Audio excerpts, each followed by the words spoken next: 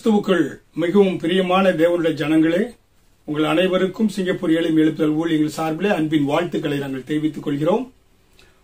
இன்றைக்கு நாம் பார்க்கக்கூடிய காரியம் ஓவர் கம்மிங் டிப்ரெஷன், அதாவது நம்முடைய அந்த மனச்சோர்வை எப்படி நாம் மேற்கொள்வது என்பதை குறித்து இன்றைக்கு உங்களோடு கூட நான் பகிர்ந்து கொள்ள இருக்கிறேன்.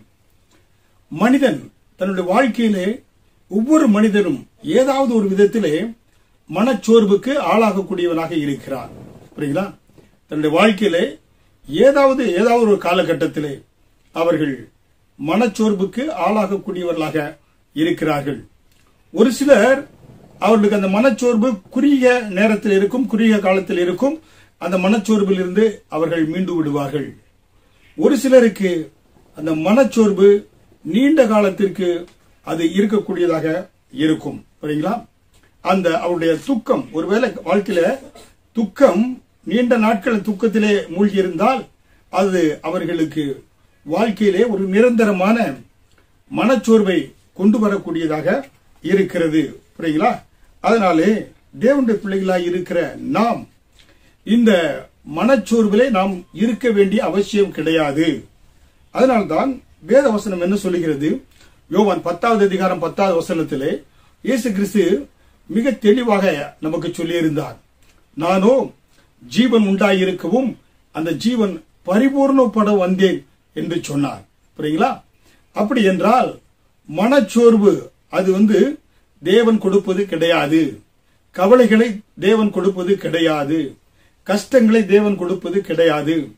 பிசாசானவன் அவன் ஒரு மனிதனுக்குள்ளாக கவலைகளை கொண்டு வந்து அவர்களுக்கு மனச்சோர்வை மட்டுமல்ல, அதன் மூலமாக வியாதிகளையும் அவன் கொண்டு வரக்கூடியவனாக இருக்கிறான். அதை நம்ம தெளிவாக தெரிந்து கொள்ளணும். தேவனுடைய திட்டம் சித்தம் என்னவென்றால், நானோ ஜீவன் உண்டாயிருக்கவும் அந்த ஜீவன் பரிபூர்ணப்பட வந்தேன் என்று சொன்ன ஆண்டவர் அந்த பரிபூர்ண ஜீவனுக்குள்ளாக நாம் மனக்கவலைகள் இல்லாதபடி, சோர்வு இல்லாதபடி, சமாதானத்தோடு சந்தோஷத்தோடு வாழ வேண்டும் என்று தேவன் பிரியப்படுகிறார். தேவன் நம்முடைய சந்தோஷத்திலே மிக அக்கறை உள்ளவராய் இருக்கிறார். என கவலைகள், அதனாலதான் தேவன் வேதத்திலே இயேசு கிறிஸ்து நமக்கு சொல்லியிருக்காரு, கவலைப்படாதீங்க, நாளைய தினத்தை குறித்து நீங்க கவலை கொள்ளாதீங்க. காட்டு புஷ்பங்களை பாருங்க, ஆகாயத்து பறவைகளை பாருங்க, அது ஏதாவது கவலைப்பட்டு இருக்குதா? கவலை கொள்ளாதீர்கள். கவலைப்பட்டா அது மனச்சோர்வை வாழ்க்கையிலே கொண்டு வரக்கூடியதாக இருக்கும் என்று நாம் பார்க்கிறோம். புரியுங்களா? அப்படி என்றால் தேவனுடைய பிள்ளைகளாக இருக்கிற நீங்க முதல்ல தெரியணும், தேவன் எனக்கு நான் சமாதானத்தோடு வாழ வேண்டும் என்று விரும்புகிறார். அப்படி என்றால் நாம் இயேசு கிறிஸ்துவை ஏற்றுக்கொள்ளாதவர்கள் யாராக இருந்தாலும், செய்தியை கேட்டுக்கொண்டிருந்தாலும், இயேசு கிறிஸ்துவை உங்கள் சொந்த இரட்சகராக நீங்க ஏற்றுக்கொள்ளுங்க. என்னை எப்படி ஏற்றுக்கொள்வது? ரோமர் 10வது அதிகாரம் வசனம் 9 பார்க்கின்ற பொழுது, ரட்சிப்பு உண்டாக வாயினாலே அறிக்கை பண்ணப்படும். புரியுங்களா? உங்களுக்கு ரட்சிப்பு உண்டாக வேண்டும் என்றால் உங்க வாயினாலே இயேசு கிறிஸ்துவே என்னுடைய சொந்த இரட்சகர், எனக்காக என் பாவங்களுக்காக அடிக்கப்பட்டார், நொறுக்கப்பட்டார், அவர் அவரை அடக்கம் செய்தார்கள், அவர் 3ஆம் நாள் உயிரோடு எழுப்பி வந்தார் என்று நீங்க வாயினால அறிக்கை செய்கின்ற பொழுது அவர் உங்கள் இரட்சகராக ஏற்றுக்கொள்ள முடியும். அவருடைய பிள்ளைகளாக நீங்க மாற முடியும். அதனால்தான் கர்த்தருடைய நாமத்தை தொழுது கொள்கிற எவனும் ரட்சிக்கப்படுவான் என்று வேத வசனம் சொல்லுகிறது. ரோமர் 10வது அதிகாரம் 13வது வசனத்திலே கர்த்தருடைய நாமத்தை தொழுது கொள்கிற எவனும் ரட்சிக்கப்படுவான். அப்ப இயேசு கிறிஸ்துவ நீங்க விசுவாசத்தினால அறிக்கை செய்து அவருடைய சொந்த ரட்சகராக ஏற்றுக்கொள்கின்ற பொழுது நீங்கள் ரட்சிக்கப்படக்கூடியவராக மாறுறீங்க, புது சிருஷ்டியாக மாறுறீங்க. பழைய மனிதன், பழைய கவலையுள்ள மனிதன், பழைய பாவமுள்ள மனிதன் எல்லாம் மாறி ஒரு புதிய மனிதனாக, புதிய சிருஷ்டியாக நீங்க மாறுறீங்க. கிறிஸ்துவை ஏற்றுக்கொள்கின்ற பொழுது உங்க எண்ணங்கள் புதிதாக்கப்படுகிறது, மனது புதிதாக்கப்படுகிறது. ஒரு புதிய மனிதனாக, புதிய சிருஷ்டியாக இந்த பூமியில உலாவிக் கொண்டு இருப்பீர்கள். ஹல்லேலூயா! அதனால்தான் லூக்கா 11வது அதிகாரம் வசனம் 13 பார்க்கின்ற பொழுது, பொல்லாதவர்களாகிய நீங்கள் உங்கள் பிள்ளைகளுக்கு நல்ல ஈவை கொடுக்க நினைக்கின்ற பொழுது பரமபிதா தமிழத்தில் வேண்டிக் கொள்கிறவர்களுக்கு பரிசுத்த ஆவியை அருளாதிருப்பது எப்படி? பாருங்க, பொல்லாதவர்கள் நம்ம பிள்ளைக்கு நல்ல காரியங்களை கொடுக்கிறோம். அதனால நம்முடைய பரமபிதாவிடத்தில் நீங்க வேண்டிக் கொள்கின்ற பொழுது அவர் உங்களுக்கு பரிசுத்த ஆவியானவரை கொடுப்பார். என பரலோகத்தின் நிறைவை கொடுக்கக்கூடியவராக இருக்கிறார். அப்ப தேவனுடைய பிள்ளைகளாக இருக்கிற நீங்க கவலையில் இருக்க வேண்டிய அவசியம் கிடையாது. இயேசு கிறிஸ்து சொந்த ரட்சகராக ஏற்றுக்கொள்கின்ற பொழுது, புதிய மனிதனாக மாறுகின்ற பொழுது, புதிய சிருஷ்டியாக மாறுகின்ற பொழுது, கலாத்தியர் 5வது அதிகாரம் வசனம் 22 முதல் 23 பார்க்கின்ற இந்த ஆவிக்குரிய கனிகளை, அன்பு, சந்தோஷம், சமாதானம், நீடிய பொறுமை, தயவு, நற்குணம், விசுவாசம், சாந்தம், இச்சையடக்கம், இப்படிப்பட்ட காரியங்களை ஆவிக்குரிய கனிகளை கொடுக்கின்ற பொழுது உங்களுடைய வாழ்க்கையில சோர்வுகள் இன்றி மனச்சோர்வுகளை நீங்க என்ன செய்ய முடியும்? மனச்சோர்வு இல்லாதபடி, கவலைகள் இல்லாதபடி நீங்கள் தேவனுடைய பிள்ளைகளாக சந்தோஷமாக வாழ முடியும். புரியுங்களா? அதுக்கு நீங்க மறுபடியும் பிறக்க வேண்டும். அதுக்கு இயேசு கிறிஸ்துவை சொந்த ரட்சகராக ஏற்று நீங்க அறிக்கை செய்கின்ற பொழுது மறுபடியும் பிறந்த ஒரு புதிய மனிதனாக, புதிய சிருஷ்டியாக நீங்க மாறுறீங்க. மாறுவது மட்டுமல்ல, உங்களுடைய தோல்விகள் மாறி ஒரு புதிய நம்பிக்கை, ஒரு புதிய வாழ்க்கை, ஒரு புதிய நம்பிக்கை உங்கள் வாழ்க்கையில உருவாக்கக்கூடியதாக இருக்கிறது. புரியுங்களா?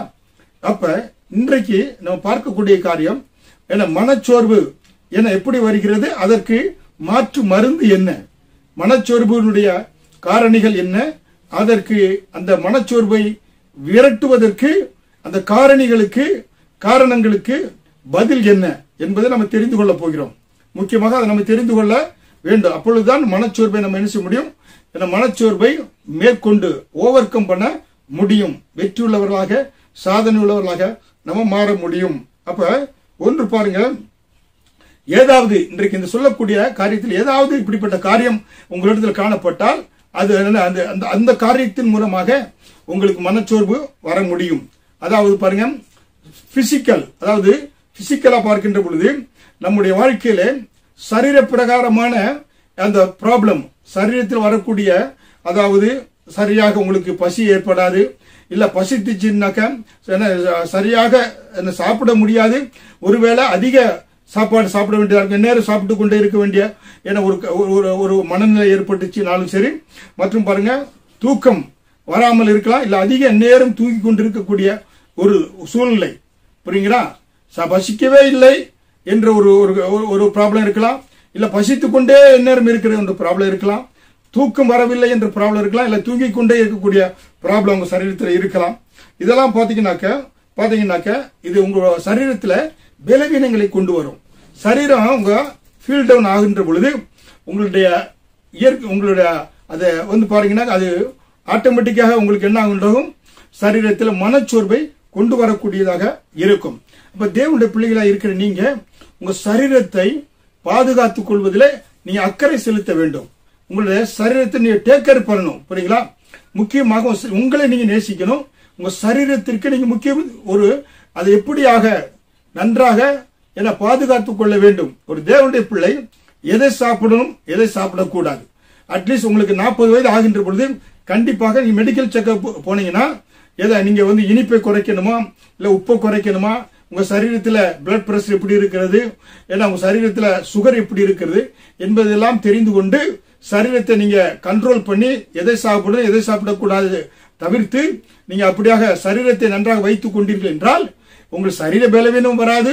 அதே போல அந்த மனச்சோர்வும், இந்த டிப்ரெஷனும் உங்களுக்கு வராதபடி நீங்க என்ன செய்ய முடியும்? உங்களை பாதுகாத்துக் கொள்ள முடியும். புரியுங்களா?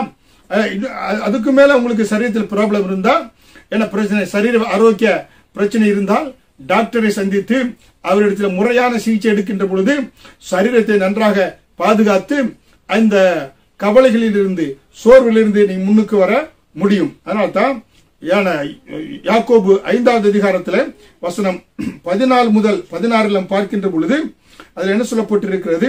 யாக்கோபு 5வது அதிகாரம் வசனம் 14 முதல் 16 ஒருவன் துன்பப்பட்டால் ஜெபம் பண்ண கடவன், மகிழ்ச்சியா இருக்கிறவன் சங்கீதம் பாட கடவன். ஒருவன் வியாதிப்பட்டால் சபையின் மூப்பர்களை அழைத்து எண்ணெய் பூசி அவர்களுக்காக ஜெபம் செய்கின்ற பொழுது விசுவாசமுள்ள ஜெபம் பிணியாளியை ரட்சிக்கும், கர்த்தர் அவனை எழுப்புவார் என்று பார்க்கிறோம். புரியுங்களா? அப்ப உங்களுக்கு வியாதி இருந்துச்சுனாக்க, பிரச்சனைகள் போராட்டங்கள் இருந்தா உங்க சரீரத்துல நீங்க என்ன செய்ய வேண்டும்? ஜெபம் செய்ய வேண்டும். புரியுங்களா? இந்த வியாதிகளுக்கு மாற்று மருந்து என்ன? நீங்க ஜெபம் செய்ய வேண்டும். ஜெபம் செய்கின்ற பொழுது ஒருவன் துன்பப்பட்டால் ஜெபம் பண்ண கடவன் என்று வேதவசனம் சொல்லுகிறது.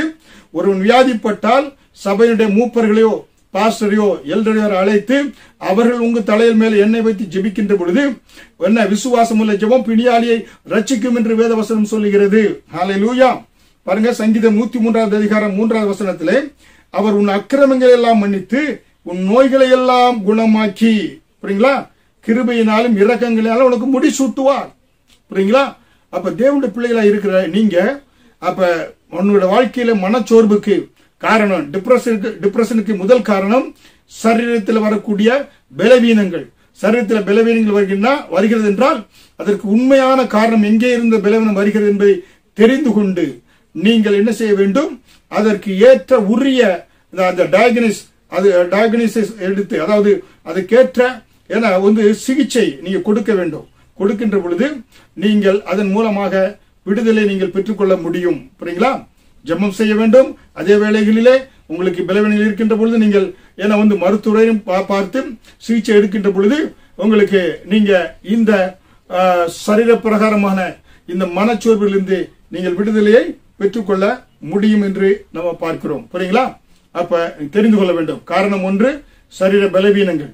இரண்டாவதாக நம்முடைய உங்களுடைய வாழ்க்கையில ஆவிக்குரிய மனச்சோர்வுக்கு இரண்டாவது காரணம் புரியுங்களா என்ன என்று பார்க்கின்ற பொழுது லாசஸ் அண்ட் அதர் ஹர்ட்ஸ்.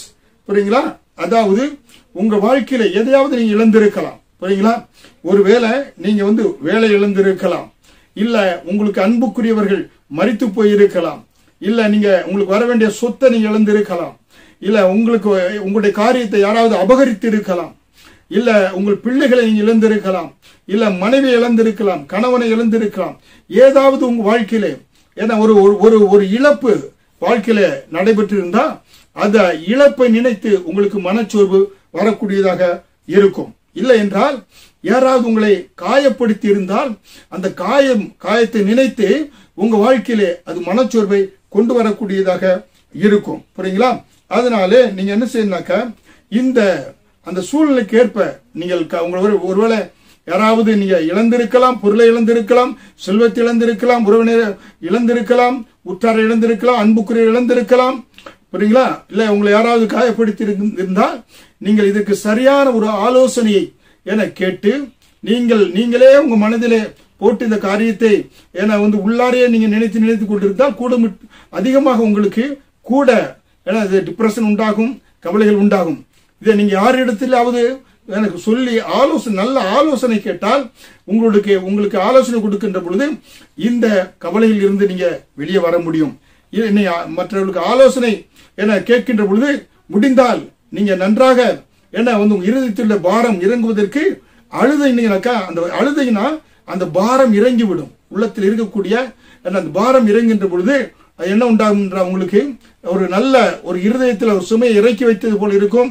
உங்களுடைய அந்த டிப்ரெஷன் குறைவது போல இருக்கும். இந்த மனச்சோர்வு குறைவதற்கு அது ஒரு வழியாக இருக்கிறது. அதனால்தான் ஏசாயா 53வது அதிகாரம் 4வது வசனத்தில் பார்க்கின்ற பொழுது மெய்யாகவே அவர் நம்முடைய பாடுகளை ஏற்றுக்கொண்டு, பாருங்க, நீங்க சுமக்க தேவையில்லை. இயேசு கிறிஸ்து அவர் உண்மையே உங்கள் பாடுகளை சுமந்து கொண்டார் என்று ஏசாயா 53வது அதிகாரம் 4வது வசனத்திலே பார்க்கிறோம். நம்முடைய அக்கிரமங்களை மீறுதல்களை எல்லாம் இயேசு தன்மேல சுமந்து கொண்டார். பாருங்க, ஒரு மனிதன் பாருங்க 3 மூட்டைகளை தலையில சுமந்து கொண்டு வந்துட்டு இருந்தான்.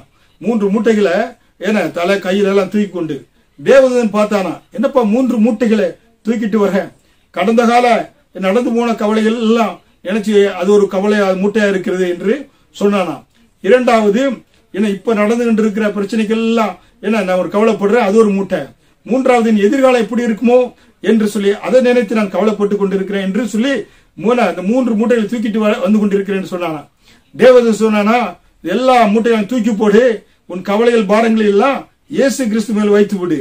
ஏன்னா அவர் உங்களை விசாரிக்கிறவர் ஆனபடினாலே உங்கள் கவலைகள் எல்லாம் அவர் மேல வைத்து விடுங்க. புரியுங்களா? அப்ப இயேசு கிறிஸ்து நம்ம விசாரிக்கக்கூடியவராக இருக்கிறார். நம்முடைய கவலைகள் பாரங்கள் அவர் மேல நம்ம வைத்து விட வேண்டும். அதனால்தான் அவர் கல்வாரி சிலுவையிலே நம்முடைய பாடுகளை எல்லாம் மெய்யாக அவர் சுமந்து தீர்த்தார் என்று வேதவசனம் சொல்லுகிறது. ஹல்லேலூயா. அப்ப ஒன்று பாருங்க, அப்ப பாத்தீங்கன்னாக்க சரீரத்தில் வரக்கூடிய அந்த பலவீனங்களுக்கு நீங்க என்ன செய்யணும்னாக்க ஜெபம் செய்ய வேண்டும், சரியான சிகிச்சை எடுத்துக்கொள்ள வேண்டும். ஏன்னா அதன் மூலமாக உங்களுடைய மனச்சோர்வு நீங்கும். ஏன்னா இரண்டாவதாக உங்க வாழ்க்கையில ஏதாவது இழந்திருந்தீங்கன்னாக்க, ஏன்னா அது மட்டுமல்ல, ஏதாவது உங்களை காயப்படுத்தி இருந்தா இழந்து போனதை தருவதற்காக ஆண்டவர் வந்தார் என்று இழந்து போனதை தேடவும், ஏன்னா ஆண்டவர் இழந்து போன இந்த ஆட்டுக்குட்டி எப்படி 100 ஆட்டுக்குட்டியில ஒரு ஆட்டுக்குட்டி காணாம போனது, 99 ஆட்டுக்குட்டி இருந்தது. இருந்தாலும் அந்த காணாமல் போன ஆட்டுக்குட்டியை ஆண்டவர் தேடி வந்தார் பாருங்க, தேடி போனார் பாருங்க. அதே போல ஆண்டவர் நீங்க இழந்து போன எல்லாவற்றையும் உங்களுக்கு மீண்டும் திருப்பி ஆண்டவர் கொடுப்பார். புரியுங்களா? இழந்து போனதை தரவும் ரட்சிக்கவே நான் வந்தேன் என்று ஆண்டவர் சொன்னார். அப்ப தேவனுடைய பிள்ளைகளா இருக்கிற நீங்க இழந்து போனதை தேடவும் ரட்சிக்கவே வந்த நம்ம ஆண்டவர் உங்க வாழ்க்கையில எதை இழந்து போனாலும் அதை மீண்டும் உங்களுக்கு கொடுப்பார். அதனால தேவனுடைய பிள்ளைகளா இருக்கிற நீங்க உங்க லாசஸ் அந்த ஹர்ட்டுக்கு ஆண்டவரை தேடுங்க, ஆண்டவர் சரியான ஆலோசனை பெற்றுக் கொள்ளுங்க. கர்த்தர் உங்களுக்கு மீண்டும் அதை தரக்கூடியவராக இருக்கிறார். மூன்றாவதாக மனச்சோர்வு வருவதற்கு காரணம் என்னவென்றால் பாவம். ஒரு மனிதன் பாவம் செய்கின்ற பொழுது அந்த பாவங்கள் அவனை மனச்சோர்வுக்குள்ளாக கொண்டு வரக்கூடியதாக இருக்கிறது. புரியுங்களா? சிறிய பாவங்களை நீங்கள் கண்டுகொள்ளாமல் செல்கின்ற பொழுது இந்த சிறிய பாவங்கள் பின்பாக பெரிய பாவமாக வரும். பெரிய படுகொலிலே நீங்கள் சிக்கி விடுவீர்கள். அப்பொழுது நீங்களே உங்களை மீட்டுக் கொள்ள முடியாத ஒரு சூழ்நிலைக்கு சென்று விடுவீர்கள். அதனால்தான் 1 தீமோத்தேயு 1:19 வசனத்திலே பாருங்க, இந்த நல் மனசாட்சியை சிலர் தள்ளிவிட்டு விசுவாசமாகிய கப்பலை சேதப்படுத்தினார்கள். நல் மனசாட்சியை அநேகர் என்ன செய்யறாங்க? மனசாட்சியை அடகு வைத்து விட்டு மனசாட்சிக்கு விரோதமாக மனசாட்சியை கல்லாக்கி வைத்து, ஏன்னா அவர்கள் என்ன செய்யறாங்க? ஏன்னா வாழ்க்கை விசுவாசமாகிய அந்த கப்பலை சேதப்படுத்தி விடுறாங்க. புரியுங்களா? அதனாலே பாவம் ஒரு மனிதனை தேவனை விட்டு பிரிக்கும். ஏன்னா பாத்தீங்கன்னா உற்றாரை விட்டு பிரிக்கும், உறவினர்களை விட்டு பிரிக்கும், வீட்டாரை விட்டு பிரிக்கும். கடைசியில அவர்களை பாதாளத்துக்கு இழுத்து சென்று விடும்.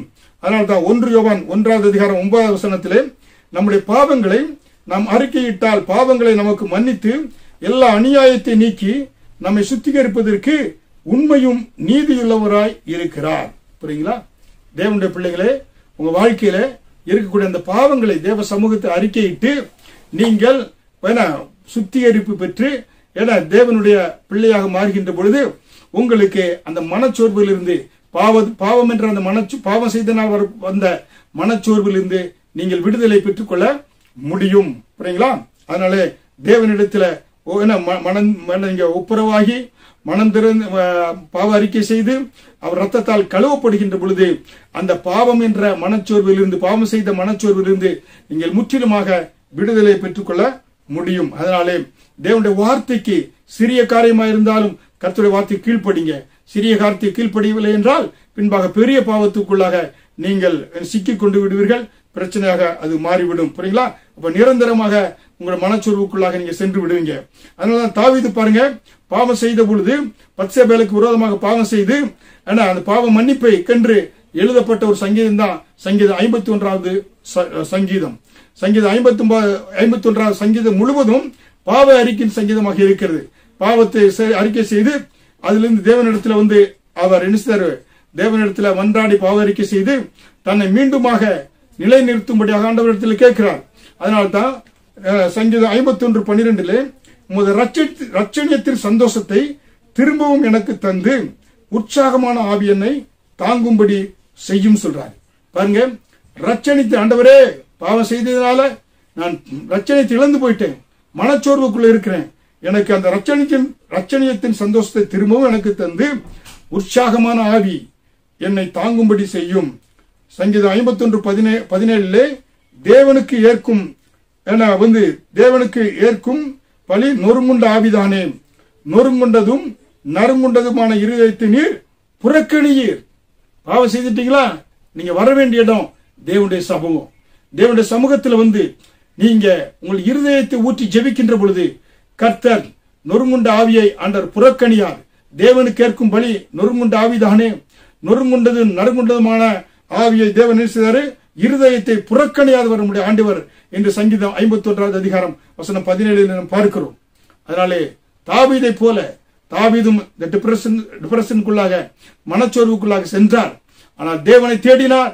கர்த்தர் அந்த மனச்சோர்வுகளுக்கெல்லாம் நீக்கி ரட்சணியத்தினுடைய சந்தோஷத்தை மீண்டும் அவருக்கு கொடுத்தார் என்று நம்ம பார்க்கிறோம். ஹல்லேலூயா. அருமையான தேவனுடைய பிள்ளைகளே, மனச்சோர்வு வருவதற்கு மூன்றாவது காரணம் பாவம். அந்த பாவத்தில் இருந்து வெளியே வர வேண்டும் என்றால் தேவனுடைய சமூகம் தான். அவர் சமூகத்தில் வந்து அறிக்கையிட்டு ஒப்புரவாகி நீங்கள் பரிசுத்தமாகி நீங்கள் இழந்து போன அந்த ரட்சிப்பின் சந்தோஷத்தை பெற்றுக்கொள்ள முடியும். ஆமென். நான்காவதாக பார்க்கின்ற பொழுது ராங் திங்கிங். புரியுங்களா? பதிலா ஒன்று பிசிக்கல் இல்னஸ், செகண்ட் வந்து losses and hurts, third sin, fourth wrong thinking. அதாவது தவறான எண்ணங்கள், தவறான சிந்தனைகள் மனச்சோர்வை கொண்டு வரக்கூடியதாக இருக்கிறது. பாருங்களா? அதாவது பிசாசானவன் உங்களுக்குள்ள கொண்டு வருவான். நீ ரட்சிக்கப்பட்டு தேவனுடைய பிள்ளைகளா மாறிட்டீங்கன்னா நீங்க முதல்ல நீங்கள் யார், உங்களுக்கு என்ன கொடுக்கப்பட்டிருக்கிறது, உங்களால் என்ன செய்ய முடியும், இந்த மூன்று காரியத்தை பார்க்கணும். ஒவ்வொரு விசுவாசியும் தேவனுடைய பிள்ளைகளும் கிறிஸ்துவுக்குள் நீங்கள் யார், உங்களுக்கு என்ன கொடுக்கப்பட்டிருக்கிறது, உங்களால் என்ன செய்ய முடியும், இந்த மூன்று காரியத்தை நீங்க அறிந்துகிட்டீங்கன்னா தேவனுடைய பிள்ளையா மாறுகின்ற போது கிறிஸ்துவுக்குள் நீங்கள் யார், நான் தேவனுடைய பிள்ளை. என்ன வந்து பாருங்க, கிறிஸ்துவுக்குள் நீங்க யார், உங்களுக்கு என்ன கொடுக்கப்பட்டிருக்கு, தேவனுடைய பிள்ளை என்ற அந்த அதிகாரம் கொடுக்கப்பட்டிருக்கிறது. புரியுங்களா?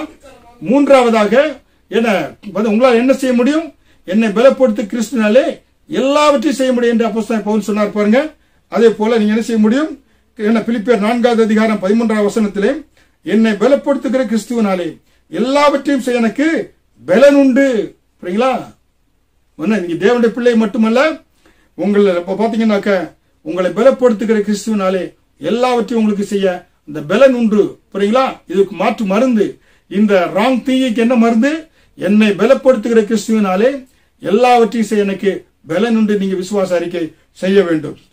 பிலிப்பியர் 4:19 என் தேவன் தம்முடைய ஐஸ்வர்யத்தின்படி உங்கள் குறைவையெல்லாம் கிறிஸ்து இயேசுவுக்குள் மகிமையிலே நிறைவாக்குவார். புரியுங்களா? பண பற்றாக்குறை வருகிறதா, தவறான எண்ணங்கள் வருகிறதா, ஏன் இப்படி சூழ்நிலை மாறிவிட்டது என்று நினைக்கிறீங்களா? பிலிப்பியர் 4வது அதிகாரம் 19வது வசனத்தின்படி என் தேவன் தம்முடைய ஐஸ்வர்யத்தின்படி, அவர் ஐஸ்வர்ய சம்பன்னர், அண்ட சராசரங்களை படைத்தவர், வானம் பூமி அவருக்குடையது, அந்த ஐஸ்வர்யத்தின்படி உங்கள் குறைவுகள், பண பற்றாக்குறை எதுவாயிருந்தால் உங்கள் குறைகளை எல்லாம் கிறிஸ்து இயேசுவுக்குள் மகிமையிலே நிறைவேற்றுவார் என்று நீங்கள் அறிக்கையிட வேண்டும். புரியுங்களா? இதுதான் மாற்று மருந்து. புரியுங்களா? 2 தீமோத்தேயு 1:7 தேவன் நமக்கு பயமுள்ள ஆவியை கொடாமல் பலமும் அன்பும் தெளிந்த புத்தியுள்ள ஆவியை கொடுத்திருக்கிறார். புரியுங்களா? அப்ப நீங்க இது அறிக்கையிடணும். ராங் திங்கை எடுத்து போட்டு தேவன் நமக்கு பயமுள்ள ஆவியை கொடாமல் பலமும் அன்பும் தெளிந்த புத்தியுள்ள ஆவியை கொடுத்திருக்கிறார் என்று அறிக்கை செய்கின்ற பொழுது அந்த கவலைகள், ஏன்னா பாரங்க, அந்த சோர்வுகள் எல்லாம் நீங்கி போய்விடும். புரியுங்களா? அது மட்டுமல்ல, ரோமர் 8:37 இவை எல்லாவற்றிலும் நாம் நம்மில் அன்பு கூறுகிறவராலே முற்றிலும் ஜெயம் கொள்ளுகிறவர்களாய் இருக்கிறோம். புரியுங்களா?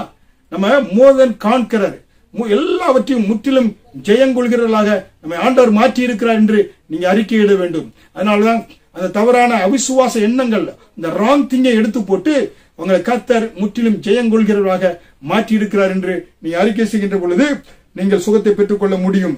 அப்ப 1 பேதுரு 2வது அதிகாரம் 24 அவருடைய தழும்புகளால் குணமானீர்கள். பாருங்களா? உங்க வாழ்க்கையில ஏன்னா கவலை, ஏன்னா இந்த டிப்ரெஷன் இருக்கிறதா, ஏன்னா மனச்சோர்வு இருக்கிறதா, நீங்க என்ன செய்யணும், அவருடைய தழும்புகளால் நான் குணமாகி விட்டேன், இயேசுவின் தழும்புகளால் என்னுடைய மனச்சோர்வு நீங்கிவிட்டது என்று நீங்கள் அறிக்கையிட வேண்டும். புரியுங்களா?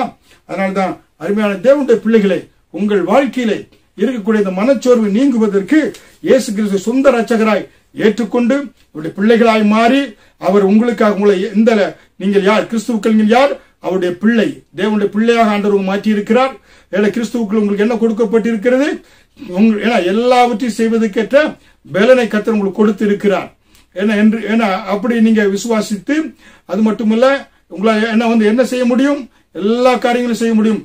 இந்த பிரச்சனைகளை மேற்கொண்டு நீங்கள் முற்றிலும் ஜெயம் கொண்டவர்களாக மாற முடியும் என்று நீங்க சொல்லுகின்ற பொழுது நீங்கள் என இந்த கவலைகளில் இருந்து மனச்சோர்வில் இருந்து விடுதலை பெற்றுக்கொள்ள முடியும். புரியுங்களா?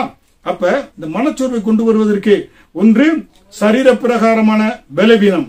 அதற்கு தேவனுடைய அந்த விசுவாச ஜெபம் பண்ண வேண்டும். வந்து பாத்தீங்கன்னா எல்டர்ஸ் இல்ல பாஸ்டர்ஸ் கூப்பிட்டு என்ன செய்ய வேண்டும்? தலையில எண்ணெய் வைத்து ஜெபிக்க வேண்டும். விசுவாசம் அல்ல ஜெபம் பிணியாளி ரட்சிக்க என்று பார்க்கிறோம். இன்னும் வியாதிகள் உங்களுக்கு இருந்தா சரியான விதத்தில் டாக்டர் இடத்துல அதுக்கேற்ற சிகிச்சைகளை பெற்றுக்கொண்டு நீங்க முற்றிலுமாக பாத்தீங்கன்னாக்க அந்த மனச்சோர்விலிருந்து வெளியே வர முடியும். இரண்டாவது, உங்களுடைய இழப்புகள், உங்களுடைய வந்து காயப்படுத்தி யாராவது இருந்தா இழந்து போனது எல்லாவற்றையும் ஆண்டவர் எனக்கு மீண்டும் திரும்பி தருகிறார் என்று விசுவாச அறிக்கையிட்டு நீங்கள் இழந்து போன எல்லாவற்றையும் நீங்கள் பெற்றுக்கொள்ள முடியும். மூன்றாவதாக, பாவம் வருகின்ற பொழுது சங்கீதக்காரன் தாவீதை போல சங்கீதம் 51 பாவரிக்கை செய்தது போல நீங்கள் பாவரிக்கை செய்து அந்த உற்சாகமான ஆவி என்னை தாங்கும்படி கேட்கின்ற பொழுது கர்த்தர் உங்களுக்கு உற்சாகமான ஆவியை கொடுப்பார். நான்காவதாக, தவறான எண்ணங்கள் உங்க வாழ்க்கையில் வருகின்ற பொழுது அந்த தவறான எண்ணங்களை நீங்கள் என்ன செய்ய வேண்டும்? தவறான எண்ணங்களை எல்லாம் நீங்க எடுத்து போட்டு கிறிஸ்துவுக்கு நீங்கள் யார், உங்களுக்கு என்ன காரியங்கள் செய்ய வேண்டும் என்பதை தெரிந்து கொள்ள வேண்டும். புரியுங்களா? அதனால அதற்கு பாத்தீங்கன்னாக்க இதான் மாற்று மருந்து, பிரச்சனைகளுக்கு மாற்று காரியம் இதுவாக இருக்கிறது என்று பார்க்கிறோம். அதனால இதை அப்ப நீங்க இந்த சோர்வுகளிலிருந்து வெளியே வருவதற்கு தேவனுடைய அன்பை நீங்க என்ன செய்யணும்? நினைத்து பார்க்க வேண்டும். புரியுங்களா? சங்கீதம் 42வது அதிகாரத்தில் பார்க்கின்ற பொழுது 5வது வசனத்திலே தாவீது சொல்கிறான், என் ஆத்துமாவே ஏன் நீ கலங்குகிறாய்? ஏன் எனக்குள் தியங்குகிறாய்? தேவனை நோக்கி காத்திரு, அவர் சமூகத்து ரட்சிப்பு நிமித்தம் நான் இன்னும் அவரை துதிப்பேன். புரியுங்களா? சொல்றான், தன் ஆத்மா மனதோடு பேசுறான். என் ஆத்மாவே ஏன் கலங்குகிறாய்? என் ஆத்மாவே ஏன் எனக்குள் தேங்குகிறாய்? தேவனை நோக்கி காத்திருக்கணும். புரியுங்களா? தேவ அன்பு ஊற்றப்படுகின்ற பொழுது தேவனை நோக்கி நீங்க காத்திருந்து அவரை துதிக்கின்ற பொழுது இலகுவாக இந்த மனச்சோர்வில் இருந்து நீங்கள் விடுதலை பெற்றுக் கொள்ள முடியும். புரியுங்களா? அது மட்டுமல்ல, பாருங்க, பிலிப்பியர் 4வது அதிகாரத்தில் நாம் பார்க்கின்ற பொழுது 4வது வசனத்திலே கர்த்தருக்குள் எப்பொழுதும் சந்தோஷமாயிருங்கள் என்றும் உங்கள் சாந்த குணம் எல்லா மனிதருக்கும் தெரிந்திருப்பதாக கர்த்தர் சமீபமாயிருக்கிறார். பிலிப்பியர் 4:6 நீங்கள் ஒன்றுக்கும் கவலைப்படாமல் எல்லாவற்றையும் குறித்து உங்கள் விண்ணப்பங்களை ஸ்தோத்திரத்தோடு கூடிய ஜெபத்தினாலும் வேண்டுதலினாலும் தேவனுக்கு தெரியப்படுத்துங்கள். அப்பொழுது எல்லா புத்திக்கும் மேலான தேவ சமாதானம் உங்கள் இருதயங்களையும் உங்கள் சிந்தனைகளையும் கிறிஸ்து இயேசுவுக்குள்ளாக காத்துக்கொள்ளும். புரியுங்களா? தெளிவாங்க பவுல் சொல்றாரு பாருங்க, எந்த குறித்து கவலைப்படாதீங்க, எல்லாவற்றையும் ஸ்தோத்திரத்தோடு ஜெபத்தோடு கூட தேவனுக்கு தெரியப்படுத்துகின்ற பொழுது உங்களுக்கு ஆண்டவர் எப்படிப்பட்டவராக இருக்கிறாரு? உங்களுக்கு நல்ல ஒரு சமாதானத்தை கர்த்தர் கொடுக்கக்கூடியவராக இருக்கிறார். புரியுங்களா? உங்கள் இருதயம் கிறிஸ்து இயேசுவுக்குள்ளாக கிறிஸ்து இயேசுவுக்குள்ளாய் காத்துக்கொள்ளும். உங்கள் இருதயம் உங்கள் சிந்தனைகளை காத்துக்கொள்வார். அப்ப நல்லவைகளை நம்ம என்ன செய்ய வேண்டும்? சிந்திக்க வேண்டும் என்று பிலிப்பியர் 4:8 நம்ம பார்க்கிறோம். புரியுங்களா? அதனால தேவனுடைய பிள்ளைகளா இருக்கிற நாம் இந்த பிரச்சனைகளிலிருந்து வெளியே வருவதற்கு, கவலைகளிலிருந்து மனச்சோர்விலிருந்து வெளியே வருவதற்கு நாம் என்ன செய்ய வேண்டும்? வேத வசனங்களை படித்து அதை அறிக்கையிட வேண்டும். புரியுங்களா? அது மட்டும் இல்ல, பாத்தீங்கன்னா எபிரேயர் 4வது அதிகாரத்தில் பார்க்கின்ற பொழுது பாவமில்லா பிரதான ஆசாரியர் இருக்கிறாரு, அவர் நமக்கு இரக்கமும் சகாயமும் கிருபையும் அடையும்படி தைரியமாக கிருபாசன தண்டையில் சேர சொல்லி இருக்கிறது. புரியுங்களா? தேவன் நம்ம என்ன செய்யணும்? சேர வேண்டும். அதான் யாக்கோபு 4வது அதிகாரம் 8வது வசனத்திலே தேவனிடத்தில் சேருங்கள், அவர் உங்களிடத்தில் சேருவார். பிரச்சனைகள், போராட்டங்கள், கவலைகள், மனச்சோறு வருகின்ற பொழுது தேவனிடத்தில் சேருங்க, ஆண்டவரை தேடுங்க, தேவனிடத்தில் சேருங்கள், அப்பொழுது அவர் உங்களிடத்தில் சேருவார் என்று யாக்கோபு 4வது அதிகாரம் 8வது வசனத்தில் பார்க்கிறோம். புரியுங்களா? அது மட்டுமல்ல, ஏசாயா 26:3 உம்மை உறுதியாய் பற்றி கொண்ட மனதையுடையவன் உம்மையே நம்பியிருக்கிறபடியால் நீர் அவனை பூரண சமாதானத்துடன் காத்துக்கொள்வீர். புரியுங்களா?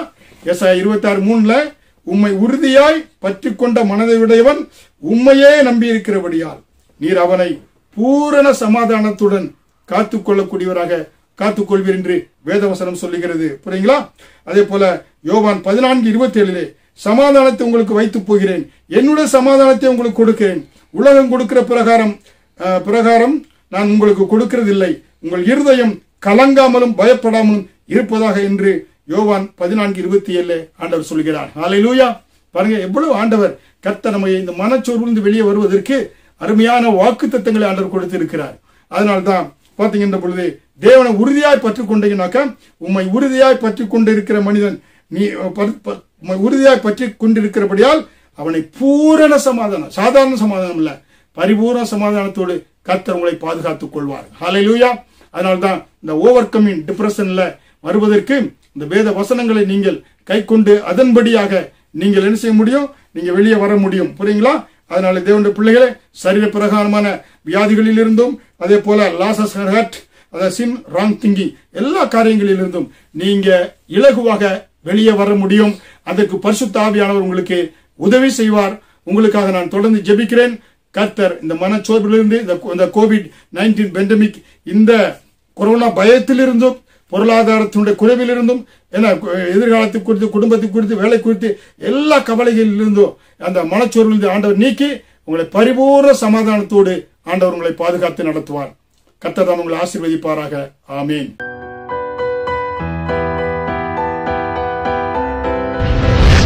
கர்த்தர் உங்களை ஆசீர்வதிப்பாராக.